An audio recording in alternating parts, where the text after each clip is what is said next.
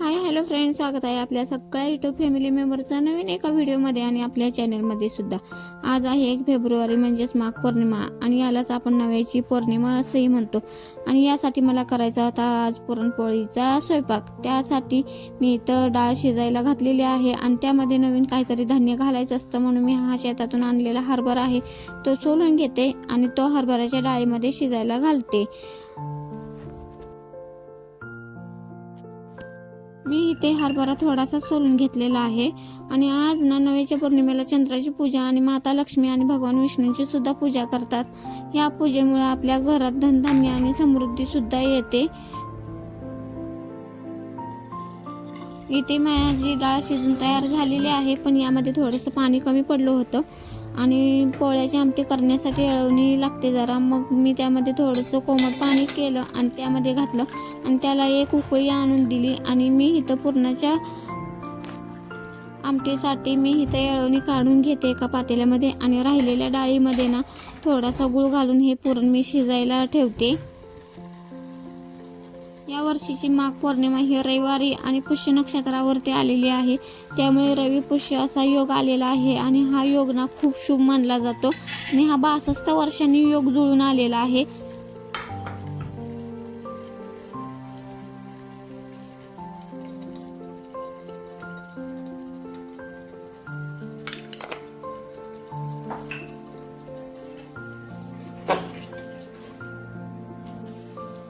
इथं माझी डाळ शिजून तयार झालेली आहे, म्हणजे पुरण तयार झालेलं आहे. त्यामध्ये मी थोडंसं मीठ, वेलची, जायफळ यांची पूड घातलेली आहे आणि हे पुरण मी आता थंड होण्यासाठी थोडंसं ठेवलेलं आहे, कारण गरम गरम लगेच वाटता येत नाही आणि माझ्याकडे पुरण यंत्र आहे पण त्याने मी कधी करत नाही.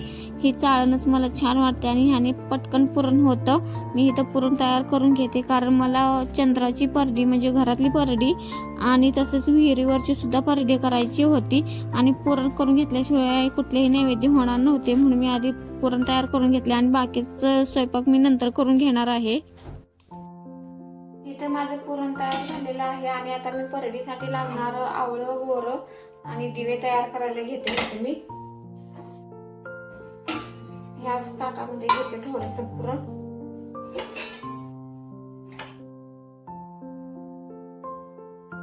पोळा करून त्यामध्ये थोडंसं पुरण घालायचं.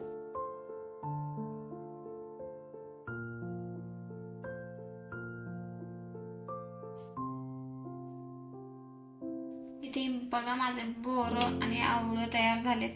ही बोरं आहेत, ही साईज छोटी दिसते ती, आणि ही जी मोठी साईज आहे ती आवळं आहेत. बोरं आणि आवळं वाफलून घेतल्यानंतर मी इथं दिवे तयार करून घेतलेले आहेत आणि हे दिवे सुद्धा मी आता वाफलायला तयार ठेवते. आणि दिवे झाल्यानंतर छोट्या छोट्या केलेल्या करंज्या सुद्धा वाफलून घेते.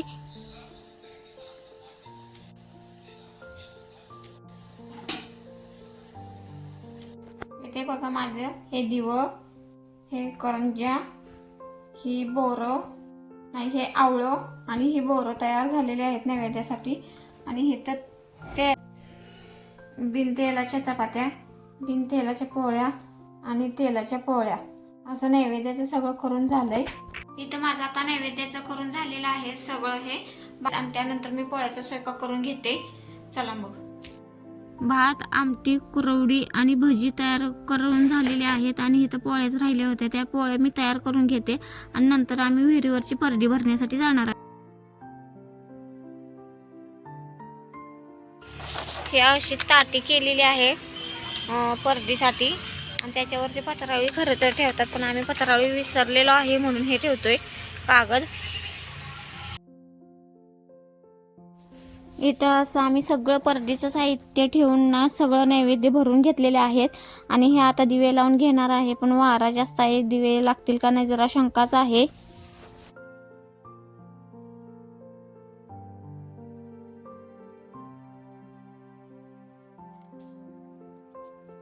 यावरती आता करणफणी सुद्धा ठेवलेली आहे आणि नारळ सुद्धा ठेवलेला आहे आणि जेवढे दिवे लावतील ना तेवढेच लावून घेतलेत, वाऱ्यामुळे दिवे लागेनात. असू द्या, आहे तोच नैवेद्य आता विहिरीला दाखवला आणि हा सगळं परडी आता विहिरीला अर्पण करायची आहे. बघा मी आता इथं अर्पण करून घेतो विहिरीला.